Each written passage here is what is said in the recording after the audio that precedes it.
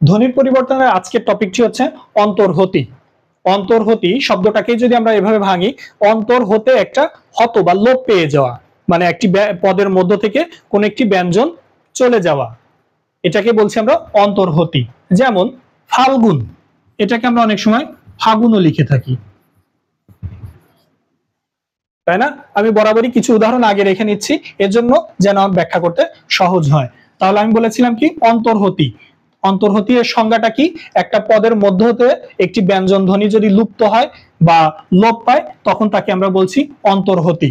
তাহলে অন্ত মানে মাঝ থেকে একটা ব্যঞ্জন লোপ পেয়েছে, যেমন ফাল্গুন, এখান থেকে লটা লুপ্ত পেয়ে আমরা হয়েছে ফাগুন। ঠিক তেমনি ফলাহার থেকে ফলার, এখানে হটা লোপ পেয়েছে, এখানে ল লোপ পেয়েছিল আর এখানে হ লোপ পেয়েছে। ঠিক তেমনি আলাহিদা আছে, এটাকে আমরা অনেক সময় এভাবে লিখি আলাদা, আলাহিদা। এই যে অন্তর্হতি, অন্ত মানে মধ্য থেকে, মাঝখান থেকে এই দুইটা জিনিসগুলো লোপ পেয়েছে।